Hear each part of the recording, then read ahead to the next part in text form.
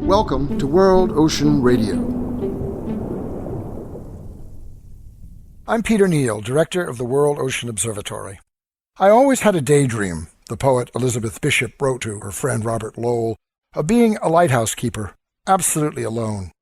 Bishop lived on islands and near the shore as often as she could, Nantucket and Cuttyhunk off Massachusetts, Nova Scotia and Newfoundland, Key West, North Haven Island in Maine. Here is a poem published in the New Yorker in 1947 that pertains to the new year, distills many years of Bishop's seaside meditations, and evokes the clarity of meaning contained in personal encounter with the world ocean. At the Fishhouses. Although it is a cold evening, down by one of the Fishhouses, an old man sits netting, his net in the gloaming almost invisible, a dark purple-brown, and his shuttle worn and polished. The air smells so strong of codfish it makes one's nose run and one's eyes water. The 5 Fishhouses have sharply peaked roofs and narrow, cleated gangplanks that slant up to storerooms in the gables for the wheelbarrows to be pushed up and down on. All is silver. The heavy surface of the sea, swelling slowly as if considering spilling over, is opaque, but the silver of the benches, the lobster pots and masts scattered among the wild jagged rocks, is of an apparent translucence like the small old buildings with an emerald moss growing on their shoreward walls. The big fish tubs are completely lined with layers of beautiful herring scales, and the wheelbarrows are similarly plastered with creamy iridescent coats of mail, with small iridescent flies crawling on them. Up on the little slope behind the houses, set in the sparse, bright sprinkle of grass, is an ancient wooden capstan, cracked, with 2 long bleached handles and some melancholy stains like dried blood where the ironwork has rusted.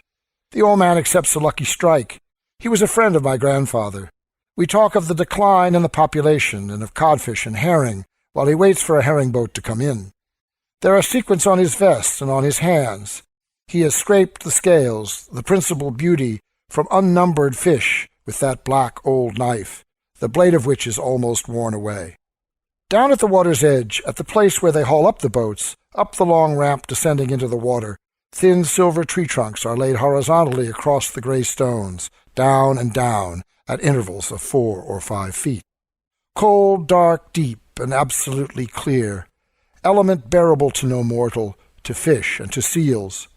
One seal particularly, I've seen here evening after evening. He was curious about me. He was interested in music.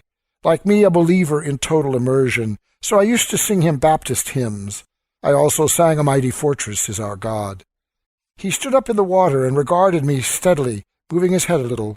Then he would disappear, then suddenly emerge almost in the same spot, with a sort of shrug, as if it were against his better judgment. Cold, dark, deep, and absolutely clear, the clear, gray, icy water. Back behind us, the dignified tall firs begin. Bluish, associating with their shadows, a million Christmas trees stand waiting for Christmas. The water seems suspended, above the rounded gray and blue-gray stones.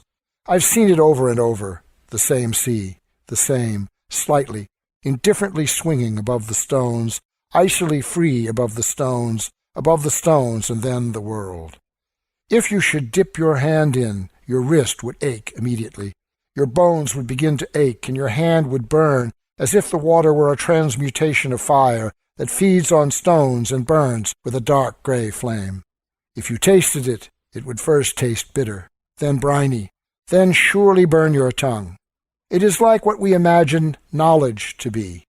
Dark, salt, clear, moving, utterly free, drawn from the cold, hard mouth of the world, derived from the rocky breasts forever, flowing and drawn, and since our knowledge is historical, flowing and flown. Best wishes for the new year from World Ocean Radio and the World Ocean Observatory.